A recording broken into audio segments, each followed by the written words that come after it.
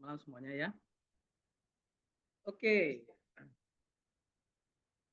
pada nggak bisa nyala ininya, apa namanya, kameranya. Kalau misalnya bisa, nyalanya apa kameranya nyalain dong, supaya saya kelihatan ada orang gitu loh.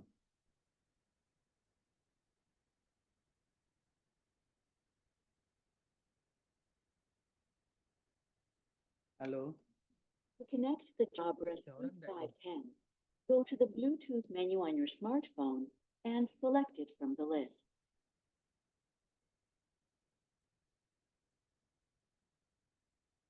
Oke, kita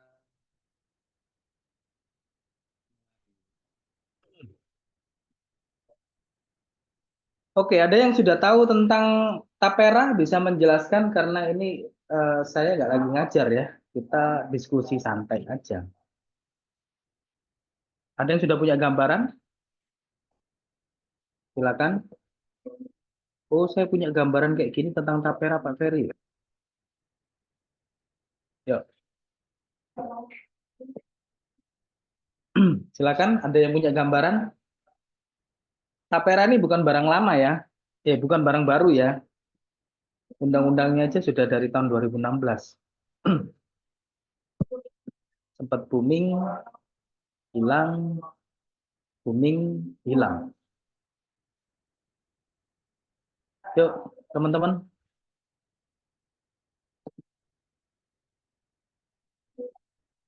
Silakan langsung bisa kasih pendapatnya terkait tapera.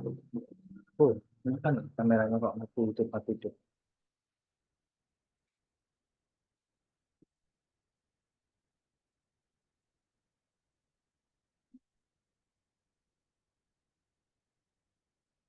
Silakan.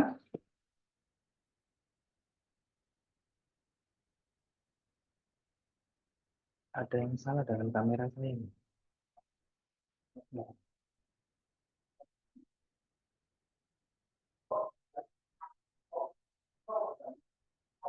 Silakan teman-teman, ada yang bisa kasih pendapat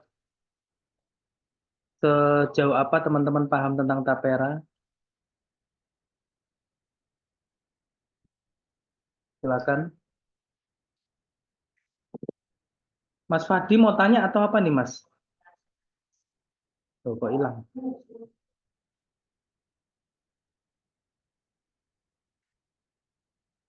Oh, mau kasih info. Silakan, bisa nyalakan mic-nya, Mas. Ini kamera saya mati hidup ini. Kenapa ya?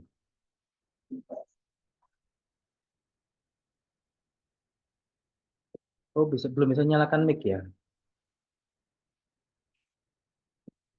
Mantap. Oke, ya mic-nya bisa nyalakan sendiri. Silakan.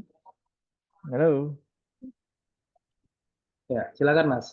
halo ya, makasih Mas Ferry. Ya, izin info dan kalau salah nanti tolong dibenerin.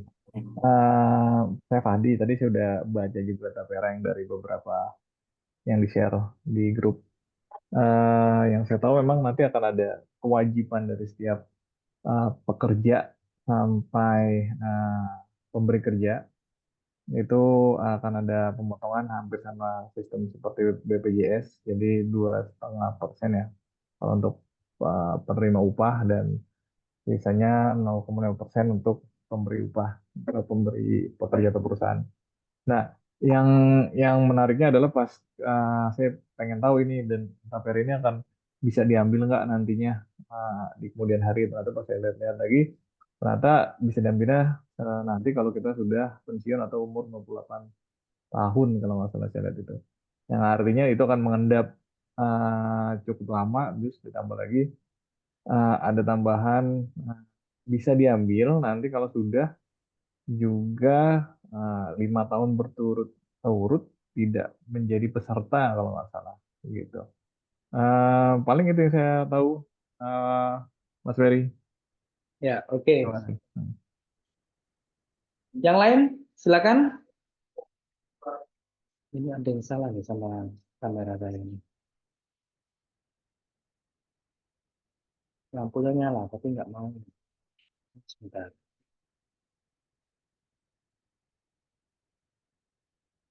Oke, yuk silakan.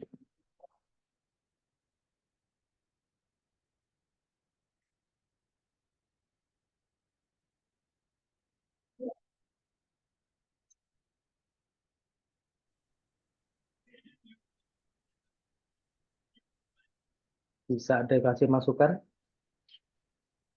Ada yang udah baca kan ya presentasinya dari Kemenaker?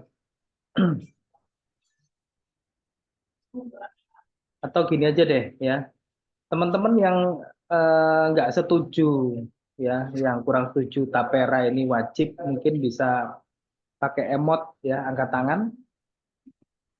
Saya ingin tahu masih hidup semuanya kah yang di sini? Karena nggak ada yang jawab ya, tadi nggak ada yang mau kasih anu selain Mas Fahdi. Yang nggak setuju untuk tapera bisa angkat tangan, pakai emoticon. Kalau nggak, kayak saya kayak ngerasa jadi wayang ya gitu ya, wayang tapi tanpa penonton. Jadinya nggak lucu jadinya. Ini saya nggak lagi presentasi loh ya teman-teman ya, nggak lagi ngajar ya. Kita diskusi di sini. Yuk, nggak ada nih yang masa nggak ada pendapat nih. Setuju atau nggak setuju nih Tapera?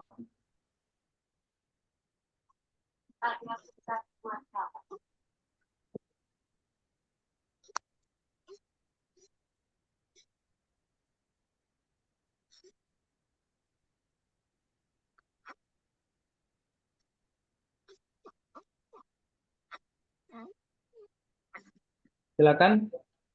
Oh, nggak setuju.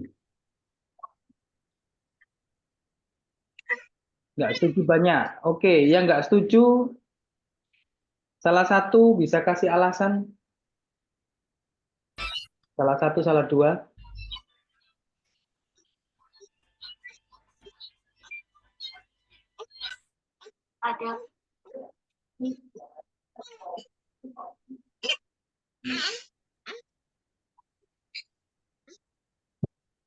Silakan.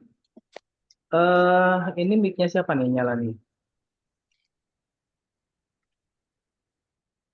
Mas Koko saya mute ya.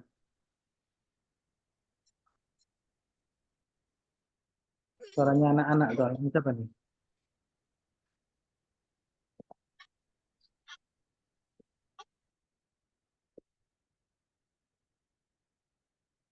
Oke, mungkin Mbak Putri bisa kasih pendapat kenapa nggak setuju? Kalau saya setuju ya, saya nggak setuju, malah seharusnya mungkin bebannya dibebankan ke karyawan, bukan 2,5%, kalau misalnya bisa 5%.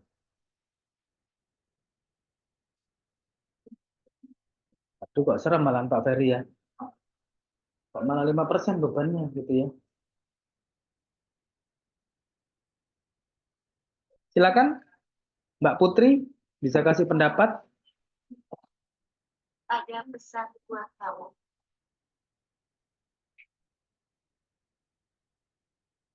Atau mungkin Mbak Felicia, Mbak Yunita. Halo Pak, suara saya terdengar? Ya, terdengar jelas. Silakan. Iya, Kenapa? sorry nih, soalnya saya lagi di luar Pak. Iya, Ya. kalau pendapat saya pribadi sih Pak, kenapa saya nggak setuju karena ya saya rasa mungkin untuk yang sudah eh, kerjanya sudah settle, sudah tinggi pendapatannya mungkin ya, rasanya mungkin nggak akan sangat berat gitu ya Pak untuk masalah ini. Tapi kalau mungkin ini untuk yang gajinya atau levelnya itu masih kurang settle lah, saya rasa potongan ini lumayan cukup pengaruh meskipun dia bersifatnya sih seperti tabungan ya Pak di masa nanti ketika pensiun atau tuanya gitu Pak. Cuman saya rasa soalnya kebutuhan setiap orang itu kan berbeda ya Pak. Kalau misalnya mungkin dalam jumlah yang agak besar menurut orang itu, terus di jangka waktunya juga lama baru bisa mungkin diambil atau dicairkan, rasanya juga mungkin orang-orang juga akan berat sih Pak. Itu pendapat saya Pak. Ya, oke. Yang lain? Mbak Sylvia mungkin bisa kasih pendapat? Malam Pak Ferry. Kalau dari saya sih kurang lebih sama dengan Ibu Felicia. Dan juga ini sebenarnya saya belum baca secara detail untuk UU-nya ya Pak. Cuman kalau saya rasa em, kalau tujuannya untuk membantu masyarakat gotong royong untuk punya rumah, sepertinya kalau di kalangan bawah itu mereka belum mikir ke rumah tapi lebih ke perut sih kalau menurut saya ya. Sehingga kalau yang seperti ini pekerja kontrak yang gajinya mungkin bahkan di bawah UMR, nggak tahu deh mereka bisa bayar atau enggak seperti itu untuk memenuhi kebutuhan sehari-hari kalau ada lagi potongan-potongan seperti ini. Itu sih pendapat saya, Pak. Oke, ya. Saya akan share screen sedikit. Aduh, agak loading ya. Rasanya pun error nih. Programnya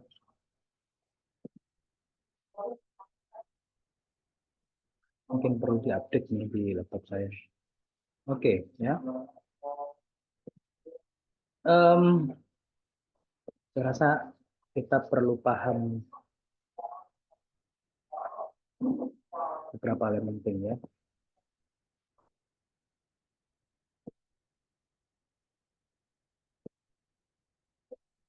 Ini materi dari Kemenaker kayaknya. Ya, mungkin ya Kemenaker ya. Mungkin teman-teman udah baca sedikit ya. Jadi kalau soal dasar hukum itu ada di Undang-Undang Nomor 4 Tahun 2016. Jadi seperti yang saya bilang tadi bukan barang baru, ya, bukan barang baru. Kemudian ada PP Nomor 25 Tahun 2020. Lalu yang kemarin ada PP berapa? Nomor 21 ya, tahun 2024. Nomor 21 atau nomor berapa tuh? Ya, nomor 21 nih. Nomor 21 tahun 2024 ya. Ini tentang perubahan dari PP nomor 25 tahun 2024. Nah, kita masih tahu dulu tujuannya ya. Tapera ini bertujuan untuk menyediakan dana murah jangka panjang yang berkelanjutan untuk pembiayaan rumah dalam rangka memenuhi kebutuhan rumah yang layak dan terjangkau bagi peserta. Model bisnisnya seperti ini saya nggak akan jelaskan, teman-teman bisa baca ya. Yang penting ada dana itu dikumpulkan, kemudian nanti dikelola oleh BB Tapera kerjasama dengan bank kustodian, kemudian nanti bank kustodian akan menunjuk manajer investasi dan bla bla bla bla, nanti kerjasama dengan bank, entah itu bank konvensional atau bank syariah, lalu nanti ada program KPR untuk yang sudah punya tanah, bisa KBR ya, kredit bangun rumah, atau perbaikan atau renovasi rumah. Ya, programnya ini secara singkat, kalau menjelaskan secara detail, saya jujur saya nggak mampu karena saya belum pernah ikut sosialisasinya juga ya. Secara debrief aja, gambaran ini aja yang saya pahami. Lalu kemudian untuk simpanan ya, ini iurannya adalah 3%, 2,5% karyawan dan 0,5% dari perusahaan. Sebenarnya sih saya nggak setuju kalau misalnya perusahaan dibebani. Ya, mungkin perusahaan dalam hal ini HR dibebani untuk ngurusin pembayaran pemotongan sih oke ya. Tapi kalau terus kemudian dibebankan ke perusahaan, saya khawatir malahan. Khawatirnya apa? Banyak perusahaan tutup ya, meskipun 0,5%. Kalau tadi ada yang share di grup bahwasannya beban perusahaan terkait karyawan itu sekitar berapa ya? 18 sampai 20-an%. Saya lupa di grup mana tadi ada yang share. Ya, perusahaan harus bayar iuran BPJS yang cukup besar ya, nanti ditambah tapera lagi, terus belum yang lain-lain ya. Ada perusahaan-perusahaan juga yang nanggung pajak ya, PPH itu kalau misalnya ditambahin seperti ini juga bisa berubah nanti ketentuannya, pajak ditanggung karyawan. Jadi saya rasa sih ini nggak tepat kalau misalnya dibebankan lagi ke perusahaan. Masa iya perusahaan nguruni rumah kan, kalau gaji kan sudah dibayarin. Nah, ini manfaatnya ya. Jadi teman-teman nanti bisa baca slide-nya.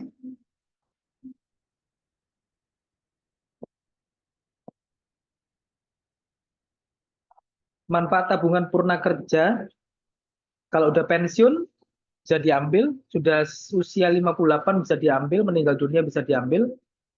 Peserta tidak memenuhi kriteria sebagai peserta selama 5 tahun berturut-turut. Nah, ini yang kita juga masih pahami, tidak memenuhi sebagai kriteria sebagai peserta 5 tahun berturut-turut ini apa?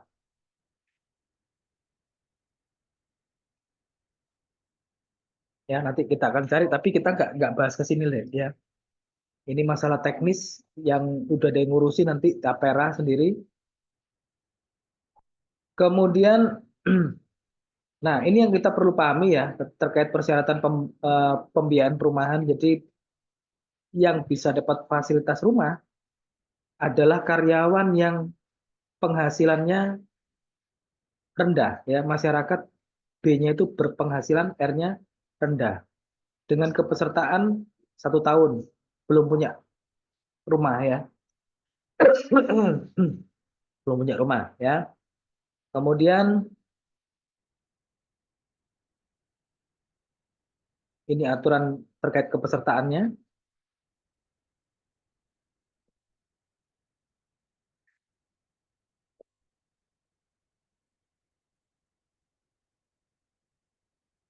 Ya, lalu kemudian pembiayaannya seperti ini. Jadi pemerintah ini mencoba menyediakan rumah dengan jangka waktu cicilan 30 tahun ya. Otomatis kalau misalnya sekarang yang sudah usia 30 tahun nggak mungkin deh ya. Masa terus kemudian mau nyicil rumah 30 tahun, 60 tahun belum belum habis cicilannya udah pensiun, ya kan? Terus kemudian renovasi suku bunganya 5%. Ini suku bunga 5% sangat rendah loh ya. Sekarang itu KPR sampai 12,5% ya. Saya sendiri merasakan KPR ini sangat-sangat mencekik sekarang ya. Mungkin teman-teman masih ada juga yang nyicil ya. Selamat mencicil. Jadi ada KPR, ada renovasi rumah, ada pembangunan rumah untuk yang sudah punya tanah tadi. Nah, ini yang jadi catatan saya. Ya, ada beberapa slide yang lain yang formatnya sudah PDF, saya nggak convert ke Word, sorry ke PPT karena lebih ribet. Nah, ini perlu kita tahu. Eh, limit kredit atau pembiayaan paling besar adalah 219 juta. Ya, mungkin kalau misalnya ini bukan di Jakarta, bukan di Surabaya, atau di kota-kota lain yang harga rumahnya mahal, Tangerang, ya, Bekasi, masih oke lah. Ya. Tapi kalau di kota-kota besar, uang 219 juta, ya, ini hanya uang muka saja. Sedangkan ya kita belum tahu bersama ya. Ini KPR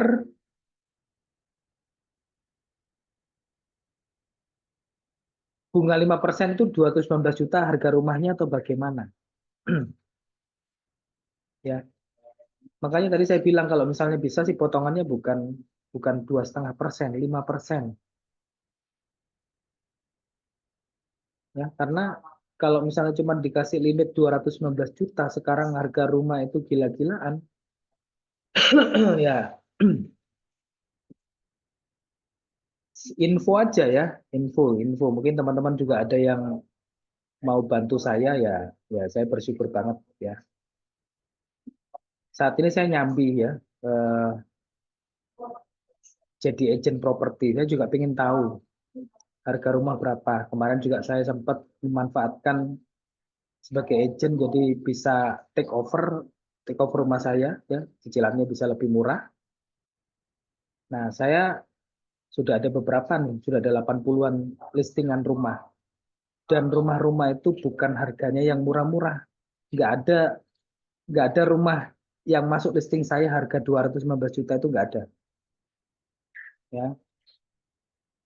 Kemarin saya lihat ada perumahan di sini di dekat rumah, ya, sekitar 12 km, 10 sampai 12 km dari rumah saya itu harganya paling murah 400 juta. Ya. Itu tipenya 32, luas tanah berapa ya? 50 atau 60 gitu ya. 60 meter persegi kurang lebih lah. Dan pastinya rumahnya kawasan perumahan itu adalah kawasan perumahan yang panas, ya. Jarak dari laut sudah sangat begitu dekat, sampai-sampai ada sungai dan airnya bau air inilah ya. Kalau misalnya di pinggir-pinggir laut tapi yang banyak hutan bakaunya, nah kayak gitu ya.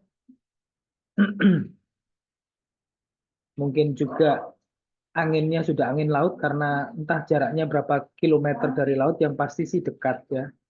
Lebih jauh rumah saya karena selisihnya 10 kilometer. Entah kalau tsunami aman atau enggak, saya juga nggak tahu karena kalau misalnya naik pesawat itu dekat Juanda ya, dekat Juanda Surabaya, naik pesawat ya saya nggak bisa tahu itu dekat atau enggak dari laut gitu ya, karena mungkin bukan jurusannya juga, bukan arahnya dari sana. Cuman kembali lagi 219 ini ya RSSS, entah S-nya ada berapa ya kalau di kota besar. Nah, ini terus pemerintah membagi ada zona-zona KPR. Kita lihat di sini ya. Zona KPR 1 kecuali Jakarta, Bogor, Depok, Tangerang, Bekasi. Terus kemudian Sumatera kecuali Riau, Bangka, Belitung, Mentawai. Jadi untuk daerah-daerah ini nggak ada namanya KPR. Sepertinya ya kalau saya melihat ini ya. Adanya dapatnya KBR atau KRR, renovasi atau bangun tanah sendiri dengan dana dari tapera ini. Ya, sepertinya itu. Cuman memang kalau misalnya kita lihat lumayan lah ya KPR, terus kemudian cicilannya 807.917. Tapi entah apakah terus kemudian nanti di tahun 2027 bisa dengan harga sekian. Ya, pastinya sih prediksi saya berubah ya. Ini alur pembiayaannya saya nggak akan menjelaskan. Nah, teman-teman kalau misalnya nanti mau daftar langsung bisa masuk ke cari di Google namanya Sitara, bisa langsung. Nah, ini alamatnya ya, sitaratapera.go.id. Daftar, coba daftar aja kalau misalnya mau daftar ya. Nggak bayar dulu kan nggak apa-apa, pokoknya daftar karena ini wajib sih. Nah, itu yang dari slide-nya Kemenaker ya. Kemudian ada yang penting, nah ini ya. Kalau kemudian kita sudah ikut tapera, ya suami istri dipotong semuanya, rumah itu hanya bisa dapat satu. Kalau suami yang dapat, ya berarti istri nggak bisa lagi dapat rumah. Jadi cuman jatahnya satu. Cuman istri itu bisa dapat untuk KRR. Nah, ini ya. Salah satu pasangan yang mendapatkan KPR, maka pasangannya hanya dapat KRR.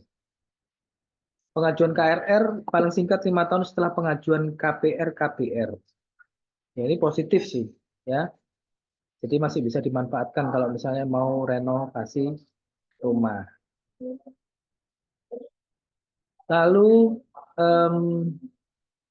slide berapa tadi ya? Nah, ini yang teman-teman wajib paham nih ya. Kalau teman-teman ngomong KPR itu, Tapera itu jelek dan bla bla bla bla bla. Pemerintah itu coba membandingkan dengan negara-negara lain yang juga punya program yang sama. Ya, Cina punya namanya HPF. Di sini lihat ya, semuanya manfaatnya perumahan. Malaysia itu pensiun tabungan perumahan, Filipina juga, Singapura juga. Nanti kita akan bahas sedikit ini ya, apa sih? Ya, Meksiko, Brasil, Chili, semuanya punya tapera. Kontribusi dari pekerja itu 5-20%. Pekerja dan pemberi kerja ya, masing-masing 5-20%. Entah berapa banding berapa ya. Kalau tadi kan kita 2,5 sama 0,5%. Meksiko dipotong gajinya 5%. Brasil 10%. Chili subsidi dari pemerintah, sistemnya subsidi. Nah ini, rural subsidi minimal tabungan 360 dolar ya. Nggak tahu mata uangnya Chili apa nih. Belum punya hak atas rumah dan masuk kategori 40% termiskin. Tolong di mute apa nih?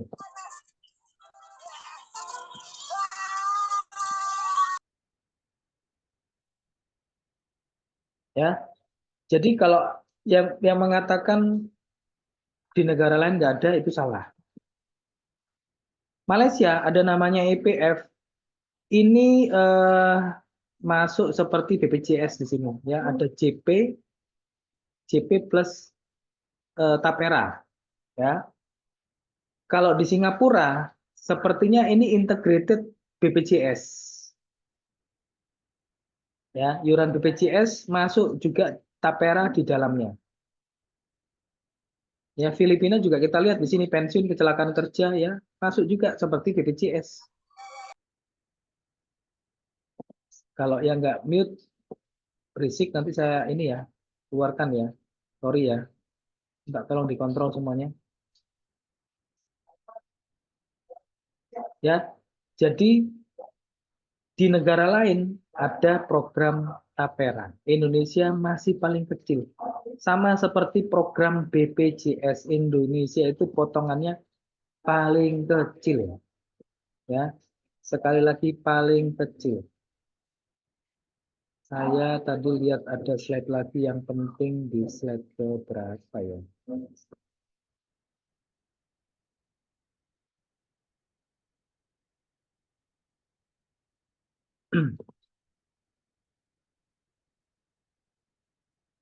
Nah ya, ini lupa, ini pendaftaran, pemutakhiran data. Ada tadi slide. Oke ya. Nah, saya mau lihatkan teman-teman yang lain lagi. Kalau misalnya ada yang nggak setuju gitu ya, teman-teman kan belum jadi agen properti ya, ngeri loh. Ya. Harga-harga rumah itu nggak terjangkau, bener.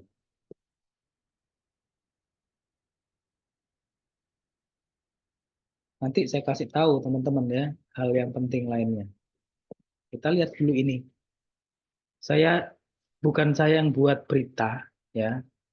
Tulisan ini bukan saya yang buat.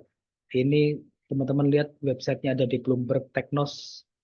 Terus kemudian tertanggal 16 November 2023, berarti bukan berita yang terlalu lama gitu ya. Belum ada 1 tahun.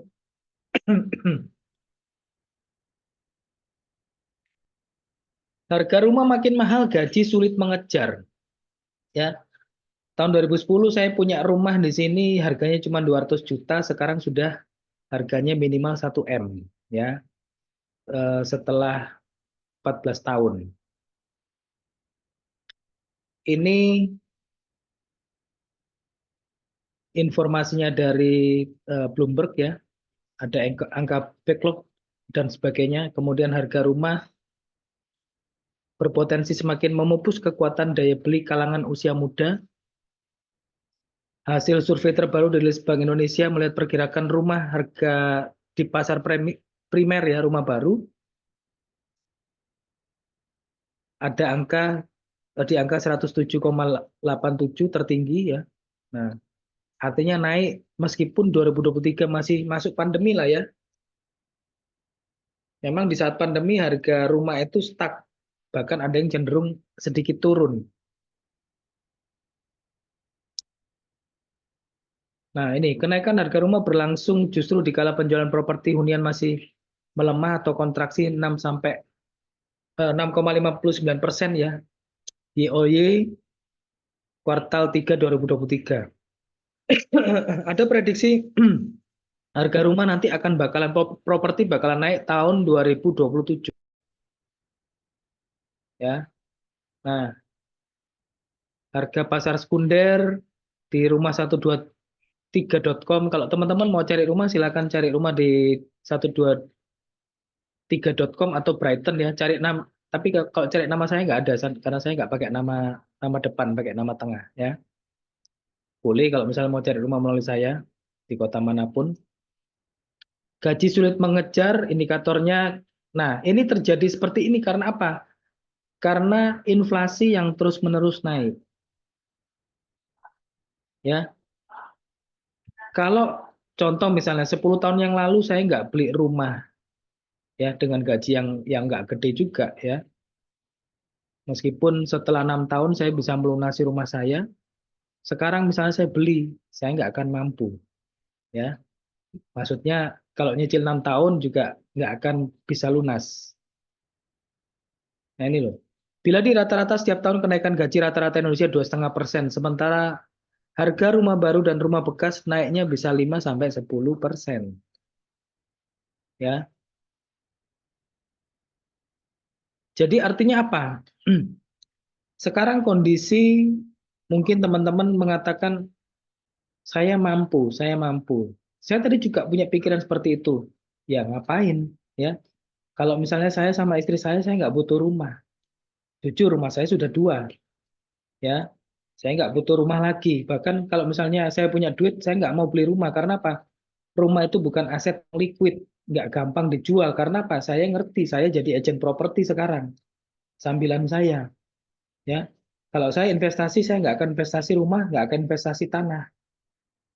Saya pasti investasi yang lain, yang gampang gampang dijual, gampang dibeli.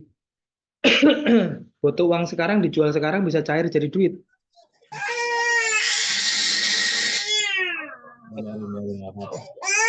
Oh,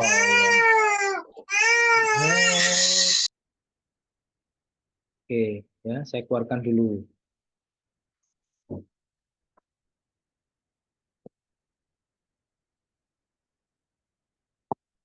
Daripada mengganggu ya.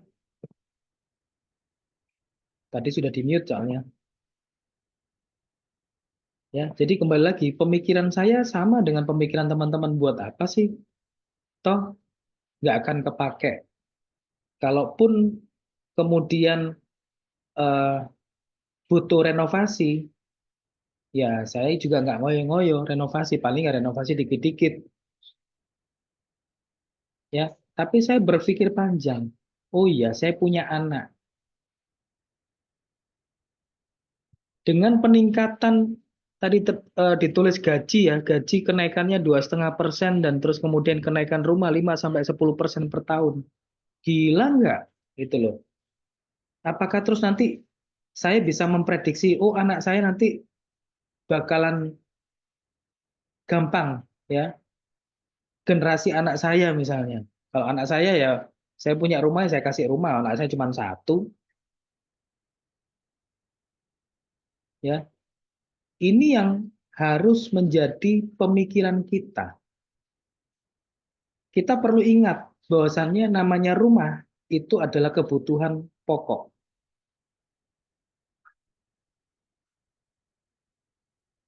Ya, masa terus kemudian mau jadi kontraktor tetap. Memang zaman sekarang kadang kalau misalnya kita lihat di TikTok ya, di YouTube ada yang mengatakan kalau misalnya bisa nggak usah beli rumah, mending nyicil. Tapi Ingat, kita masih ingat ini tadi loh, ya, kenaikan gaji 2,5%. Ya kalau misalnya kita pinter gitu dan kita beruntung bisa loncat setiap tahun, ya sekali loncat misalnya em, minta kenaikan gaji 10 sampai 20%, it's okay. Kalau kita pinter dan kita beruntung loh ya. Tapi apakah iya kita seberuntung itu? Dan kita juga perlu berpikir orang-orang bawah. Kalau tadi Mbak Sylvia bilang, belum tentu orang-orang bawah berpikir seperti itu. Ya, mereka untuk kebutuhan sehari-hari aja agak susah. Ya, saya setuju. Tapi mereka juga berpikir, kapan ya saya punya rumah? Nyaman kayaknya punya rumah. Nah, itulah yang dipikirkan oleh pemerintah.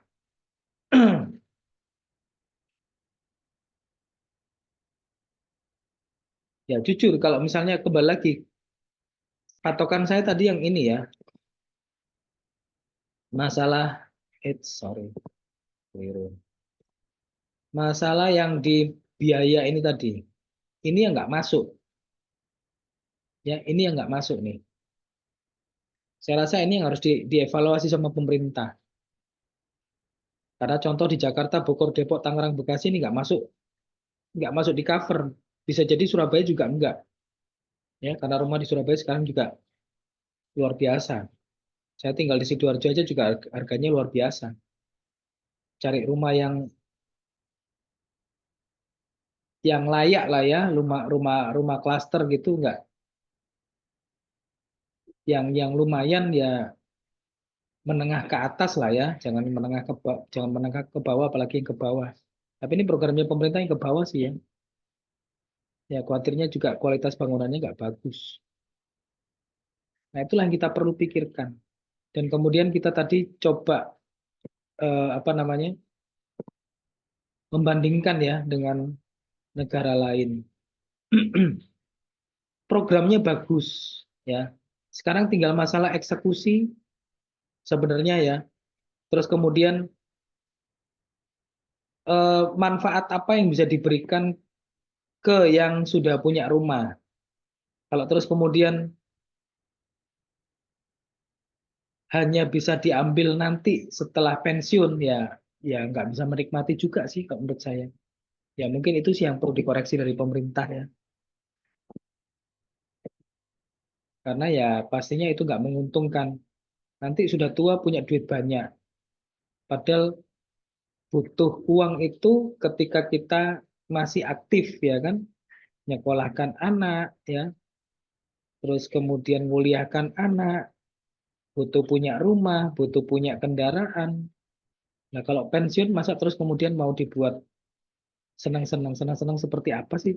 Masa mau ke luar negeri terus usianya sudah 60 tahun lebih kan buat apa juga gitu loh. Nah, itu juga yang perlu dipikirkan sih.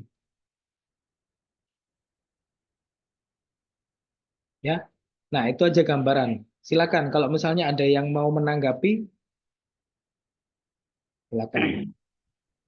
Pak Ferry, Ya, saya mau ini Pak menanggapi yang tadi Pak, yang apa namanya manfaat itu ya. Oke, seumpama itu untuk pekerja yang udah tetap mungkin di suatu perusahaan itu mungkin ada manfaatnya itu Pak. Tapi masalahnya ketika itu juga kena ke anak-anak kontrak yang sekarang kan notabene kontraknya 2 tahun selesai pindah lagi ke perusahaan lain, 2 tahun selesai ntar udah umur 30 terpaut usia terus akhirnya balik kampung dan mungkin jadi petani atau apa itu, nah itu kan jadi masalah di situ, ya, apa jadi problem Pak.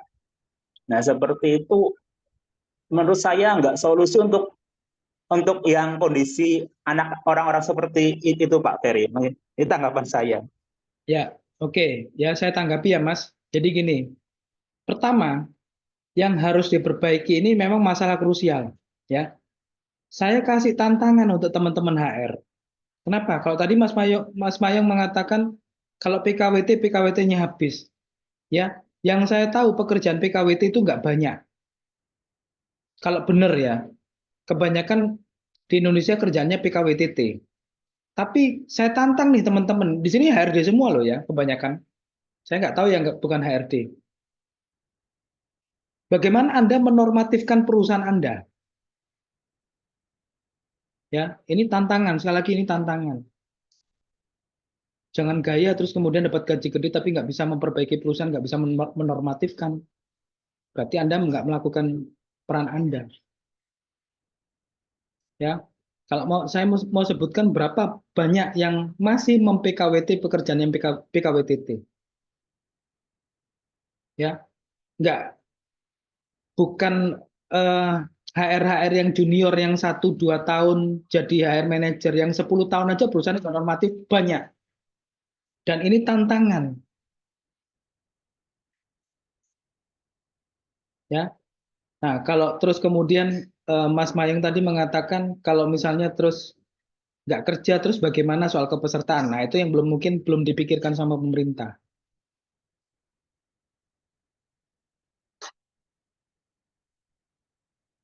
Berapa tahun terus kemudian membership-nya di Sitara tadi di freeze dan seterusnya, dan itu memang harus dipikirkan matang ya, karena ini urusan duit juga. Tapi yakinlah ya,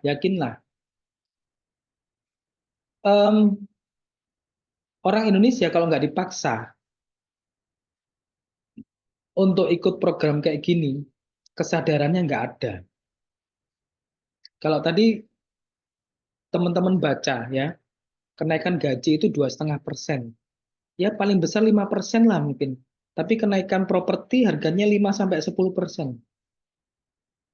Kalau terus kemudian pemerintah tidak membuat program seperti ini, ya setidaknya trial and error lah.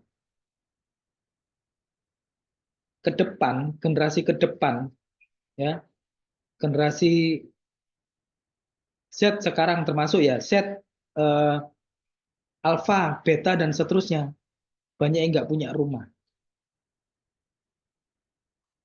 Ya memang satu sisi kalau saya lihat ya, saya setiap bulan sekarang pergi ke ke Pontianak. Di Pontianak itu masih banyak tanah, ya. Pemerataan pembangunan itu tidak terjadi.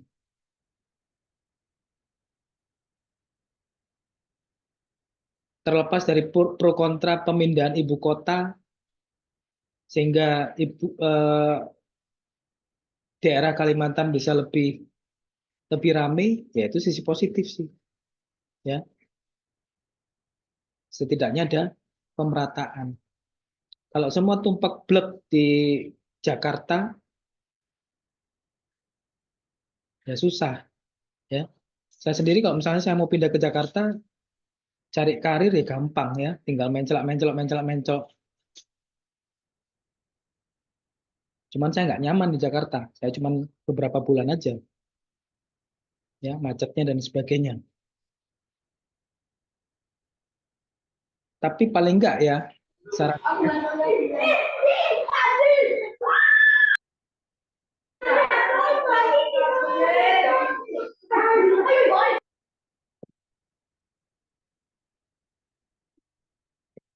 ya, sorry ya, yang rame saya keluarkan ya. Jadi pastikan mic-nya mati. Ya, jadi tantangan saya itu ke teman-teman, ya bantulah sesama ya, Anda sebagai HR bantu sesama, yang PKWT ya PKWT-kan, yang PKWTT ya jangan di PKWT-kan. Ya, itu aja sih.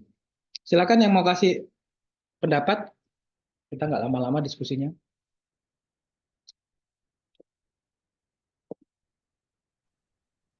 Halo, selamat malam Pak Ferry. Ya, malam Mbak. Iya, Bapak terlepas tadi challenge dari Pak Ferry untuk kami yang para HR berkaitan dengan PKWT atau PKWTT. Tapi kan memang dalam kenyataannya sudah banyak diketahui ya Pak, kalau memang yang banyak tadi jabatan-jabatan yang memang seharusnya tidak di PKWT, tidak di PKWT tapi di PKWT-kan. Nah, kalau yang setahu saya tuh teman-teman yang mungkin merantau di sini, terus nanti pensiun tuh banyak juga yang pulang kampung terus punya rumah ya Pak, maksudnya ada peninggalan warisan dan sebagainya itu kan ada. Nah, yang paling penting adalah kenapa saya cuman heran aja pemerintah membuat program ini kenapa kok jadi dibebankan gitu sama rakyat untuk perumahan murah. Padahal kalau saya pikir rakyat itu butuh yang memang langsung terlihat. Apa mungkin ada program seperti rumah susun dengan cicilan biar mereka nantinya akan punya rumah, atau KPR yang lebih murah. Jadi memang ada subsidi dari pemerintah. Nah, atau mungkin ada nanti aturan yang memang dibatasin usianya. Kalau misalnya usia seperti Bapak bilang tadi kan, kalau yang sekarang udah 30 tahun nanti sampai cicilan sampai kapan baru mendapatkan rumah. Karena nanti ini bakalan kalau saya lihat banyak banget sih seperti BPJS yang putus di jalan, atau yang tidak bisa diambil dengan banyak persyaratan, itu nanti uangnya akan kemana? Itu kan juga banyak akan menjadi itu ya Pak, menjadi pertanyaan gitu.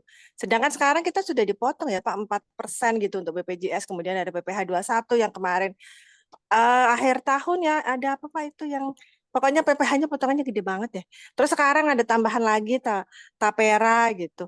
Kok kayak beruntun gitu ya dari pemerintah program-program yang sepertinya kok dibebankan kepada rakyat. Seperti itu sih pendapat saya sih Pak. Terima kasih Pak Ferry. Ya, kalau misalnya soal punya rumah nanti misalnya program tapera dan kemudian pulang waktu pensiun pulang ke rumah itu urusannya beda, Mbak. Karena kan pemerintah juga mikirnya juga nggak terus kemudian sampai sejauh itu, ya. Ya sekedar pengen supaya rakyat itu punya rumah, ya, bisa menikmati perumahan dan perumahannya murah. Kalau terus kemudian Mbak Lis tadi mengatakan program rumah susun murah, rumah susun nggak ada yang murah, Mbak. Ya, yang saya tahu sih daerah-daerah di sini aja ya, kan nggak mungkin terus kemudian di kota-kota kecil ada rumah susun gitu ya. Itu aja sudah harganya sekitar 300-400 juta. Dan nggak enaknya rumah susun apa ya? Kita nggak punya tanah. Ya, masalahnya di sana.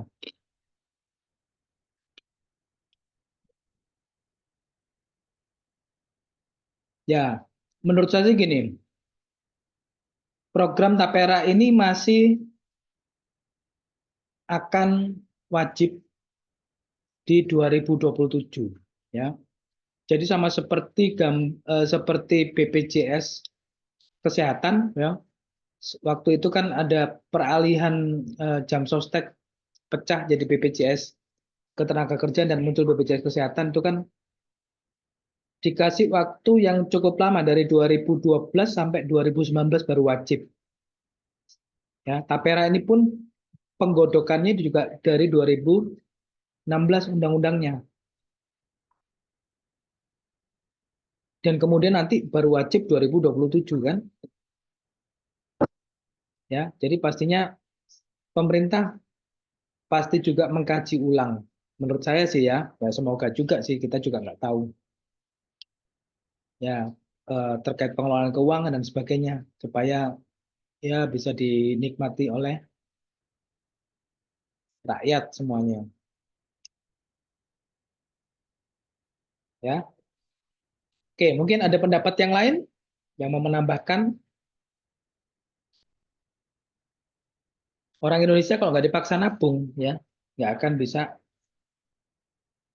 punya rumah, apalagi yang ekonominya rendah. Ya, jadi memang ini salah satu bentuk paksaan sih menurut saya. Dan kemudian semangatnya kan gotong royong sama seperti BPJS.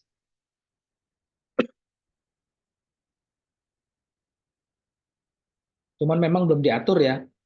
Kalau tadi sih kepesertaan 1 tahun ya sudah bisa ambil rumah. Itu positif sih. Oke, silakan yang mau kasih masukan.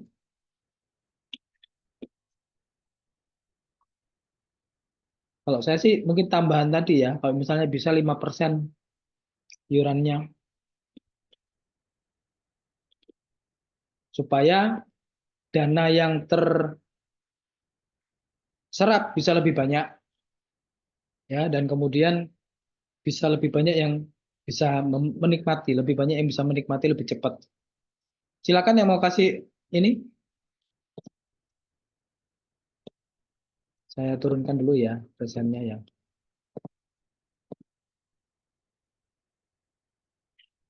Mbak Tria mau kasih masukan, silakan nyalakan mic-nya. Ferry.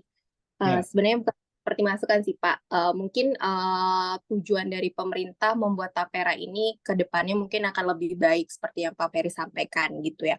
Tetapi mungkin masih menjadi kontra di ya, masyarakat atau pekerja karena belum adanya sosialisasi seperti itu ya Pak. Terus kita sebagai pekerja pun kayak masih ngambang nih kayak mekanismenya tuh seperti apa. Misalnya kayak tadi kan di luar di daerah Jakarta kita kayak tidak mungkin gitu dapat KPR rumah dengan harga 200 juta seperti itu kan Pak.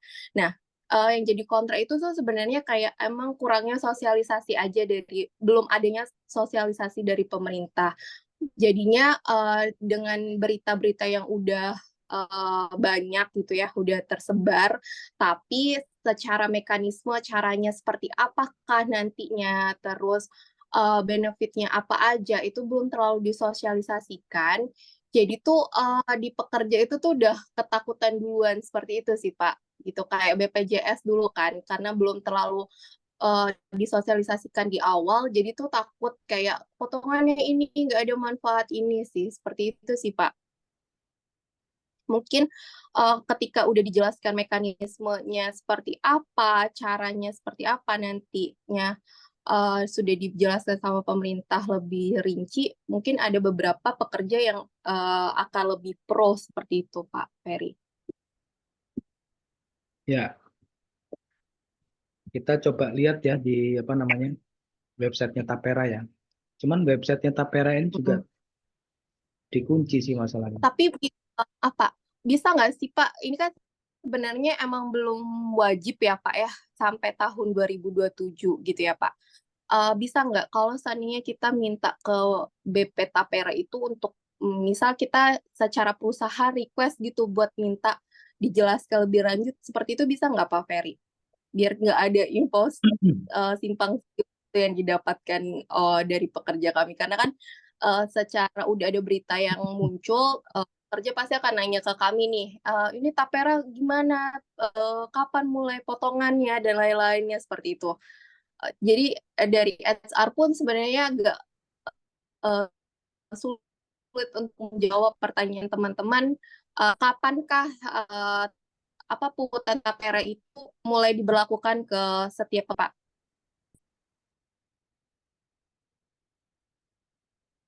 Ya.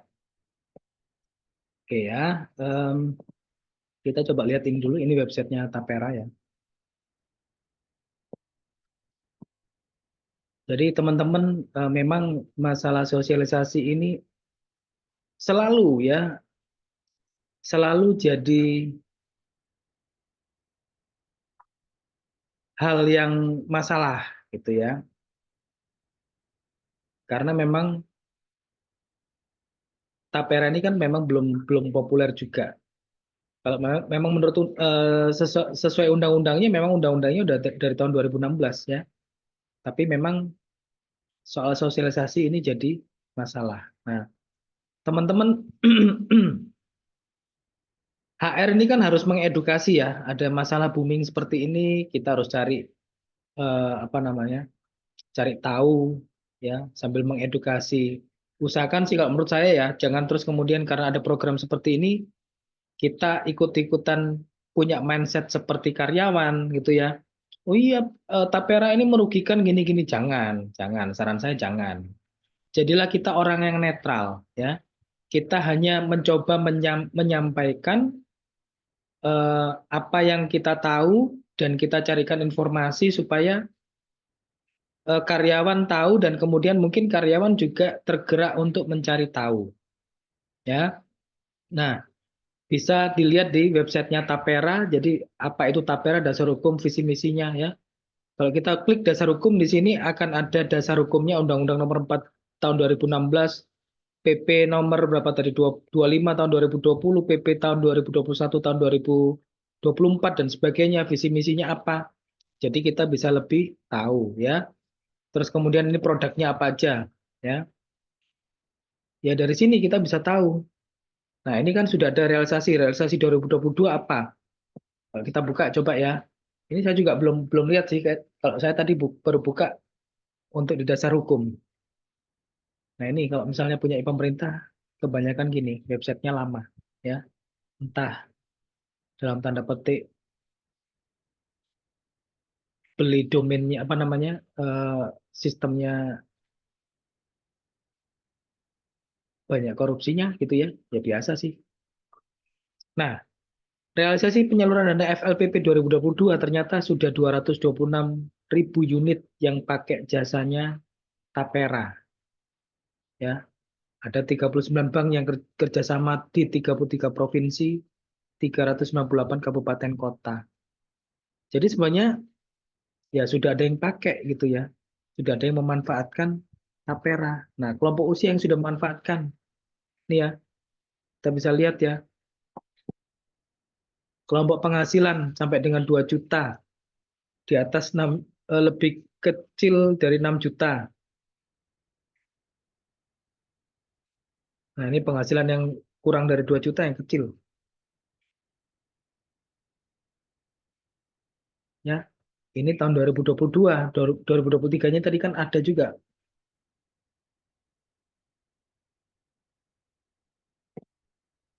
Kalau 2024 ya pasti belum terlalu banyak ya. Jadi kita jangan kontra dulu ya. Saran saya sih kita sebagai AR netral. Karena apa? Kalau misalnya kontra dan kemudian ini jadi program karena memang wajib dari pemerintah, nanti teman-teman pekerja juga, saya nggak mau daftar Mbak, saya dikeluarkan, saya nggak mau dipotong loh Mbak. Nah, Mbak sendiri kan ngomong ngerti kan ini jelek dan sebagainya. Nah, jangan seperti itu kan menyulitkan kita sendiri. Nah, 2023 itu sudah 229 unit ya, kerjasama dengan 40 bank, 33 provinsi, 401 kabupaten kota, 11.451 perumahan ya, mungkin bukan perumahan lah, kalau perumahan kan image kita kan kompleks ya, ini rumah mungkin ya, atau entah maksudnya apa gimana saya juga nggak tahu sih ya, tapi ini sudah terjadi realisasi melalui Tapera. Nah, mungkin dari data-data seperti ini juga pemerintah lihat ya, ya ada dampaknya positif gitu. Kan tetap bunganya rendah, ya kan? Bunganya nggak tinggi. Ini kalau ada kelompok angsuran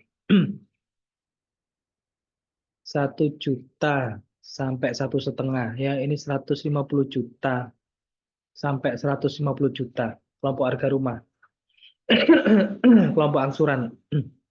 Ya, memang ini masih di cover sampai 175 juta ternyata ya. Oh, ini ada lebih kecil sama dengan lebih besar. Ada yang lebih besar dari 175 juta ternyata. Jenis rumah, rumah tapak, rumah susun. Ya, ini positif sih. Nah, kalau masalah minta sosialisasi itu penting memang ya. Ya, pemerintah memang sama seperti BPJS kapan hari kan BPJS Kesehatan juga kurang sosialisasi. Ya, nah ini coba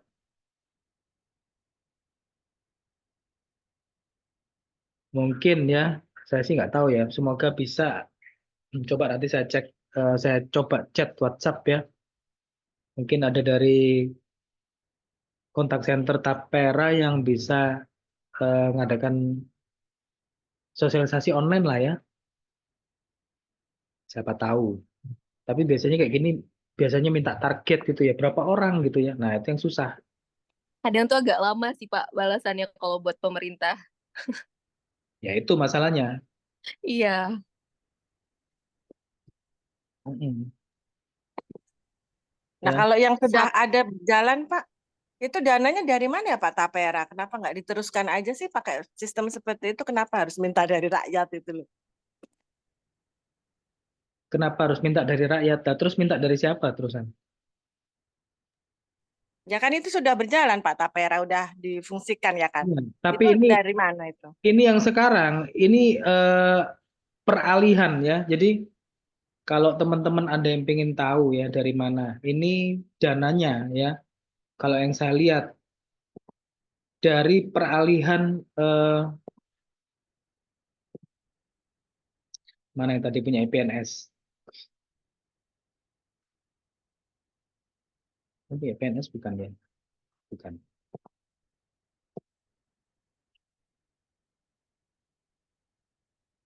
Jadi ada ini Baper Tarum ini yang terus kemudian diambil dan jadi BP Tapera. Ini ya, teman-teman lihat ya, PNS itu ada potongan juga untuk Baper Tarum dan kemudian potongan Taperum ya, berhenti per Agustus 2020 ini dipindah semuanya ke Tapera. Dananya dipindah ke Tapera. Nah, kenapa terus kemudian pemerintah mencoba untuk menyerap dana dari swasta? Ya, yang butuh tanah, butuh rumah kan bukan terus kemudian pegawai negeri aja. Pemerintah kan juga mikir supaya ada keadilan lah ya, semuanya punya rumah. Ya, mikirnya ke sana.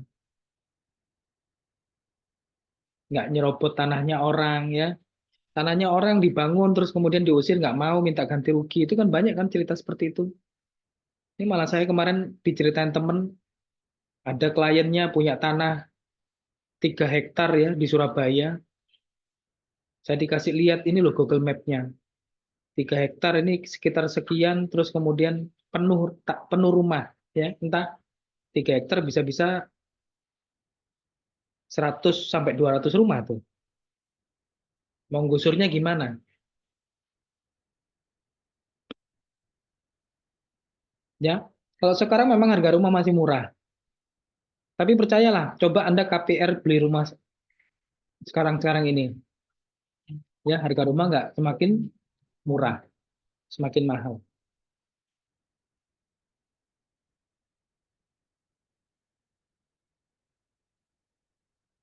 Oke ya, jadi mungkin itu aja yang saya mau sampaikan. Jangan kita em, negatif thinking dulu, ya. Karena ya semoga aja pemerintah mengkaji ulang lah ya.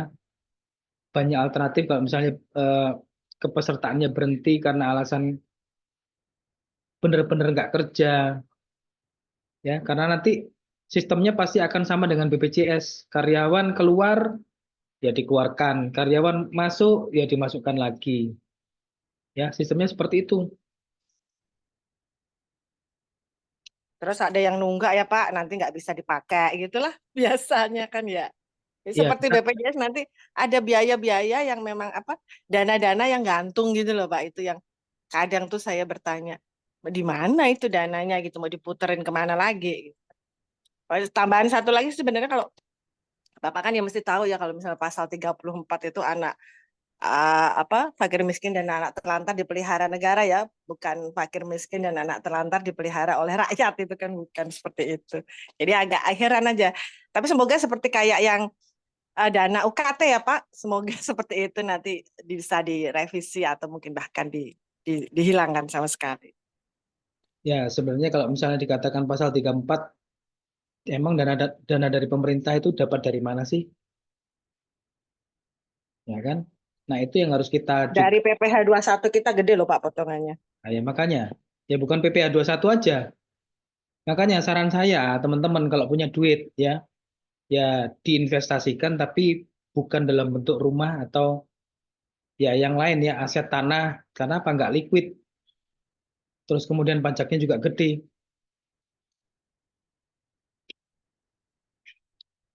Ya, sekarang kan pajak kan macam-macam tuh.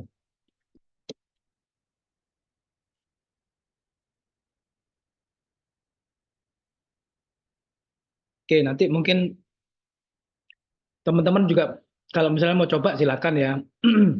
Ada emailnya Tapera, ada WhatsApp-nya, siapa tahu bisa kita minta untuk adakan sosialisasi, tapi kalau sosialisasi pastinya jam kerja, ya. Mereka nggak akan mau di luar jam kerja. Semoga aja sih ya. Seharusnya memang gencar ya. Sosialisasi program harusnya gencar supaya Pak Fer, semuanya Pak. Jadi sebelum tahun 2027 ini untuk karyawan swasta belum wajib untuk ada potongan ya Pak ya? Belum sih, tapi kan aturannya pendaftaran itu sudah mulai harus dilakukan secara bertahap ya. Ya kalau seperti itu ya nanti daftarin 2026 aja nggak apa-apa. Cuman memang Tidak, siapa tahu nanti ada perubahan lagi seperti itu kan Pak? ya, cuman memang gini. Kita juga perlu mikir ya, tadi harga rumah itu akan semakin mahal. Kalau kita lihat kepesertaan tadi, setelah jadi peserta 1 tahun, sudah bisa menikmati manfaatnya untuk ambil KPR. Ya, meskipun kalau tadi kita lihat tidak termasuk Jakarta, Tangerang, Bekasi, Depok, ya at least yang daerah-daerah lain, kalau misalnya bisa, ya why not gitu loh maksud saya. Ya itu kan sisi positif untuk karyawan juga. Siapa tahu ya, kalau misalnya daftarkan deket-deket sekarang ini, yaitu bisa meritin karyawan juga. Ya, salah satu daya tawar sih. Cuman ya yang saya sanksikan tadi masalah 200 juta itu maksimal. Ya, pastinya terus kemudian di Jakarta juga nggak di-cover. Nah, ini yang jadi masalah. Mungkin kalau misalnya kita bisa minta orang Tapera ini untuk mengadakan sosialisasi ya kita bisa bisa kasih masukan sih. Ya, semoga aja. Cuman ya nantilah cobalah ya. Coba saya kontak ini kan ada WhatsApp-nya juga. Cuman kalau misalnya dimintain target orang ini agak repot ya. Tempo hari saya ada kenalan wakil kepala BPJS di Surabaya juga, Pak minta sosialisasi ini berapa pesertanya? Nah ini repot. Ya. Teman-teman dikasih gratis kadang sosialisasi dianggap daftar terus kemudian nggak datang nggak apa-apa. Ya, padahal yang mikirin programnya dan mengadakan dan ngajak meskipun itu dari pemerintah meskipun gratis ini pusing gitu ya. Tapi yang terus kemudian daftar celing hilang gitu aja nggak punya beban. Nah ini yang makanya saya kadang repot kalau mau ngadakan acara-acara gratis dan gandeng pemerintahan seperti itu. Karena pasti pasti minta target peserta. Ya, mending berbayar. Kalau berbayar kan ngikat, nggak datang ya sudah duitnya hilang. Tapi kan kalau sosialisasi seperti ini nggak mungkin. Ya, nggak mungkin berbayar maksud saya. Nggak mungkin, ya pasti harusnya gratis. Oke ya, seperti itu dulu sementara ya. Semoga menambah pengetahuan teman-teman. Kita jangan kontra dulu ya. Cari informasi sebanyak mungkin.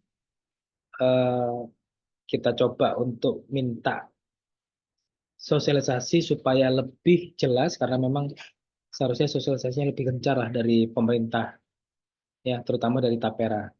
Karena Tapera ini kelihatannya juga pasif ya, sama seperti BPJS Kesehatan zaman dulu. Ya maklum ya, badan-badan seperti ini masih nata-nata lah. Oke, mungkin itu aja ya dari saya. Semoga diskusi kita ya malam ini bisa bermanfaat lah untuk teman-teman. Ya, sampai ketemu next time. Sebenarnya sih saya mau ada sharing terkait HR maturity, tapi mungkin minggu depan lah ya. Mungkin kita bisa adakan. Oke, see you ya next time. Sukses untuk Terima semua. kasih Pak Ferry. Ya, Makasih Pak Ferry. Terima kasih ya Pak Terima Fer. kasih Pak Ferry. oke.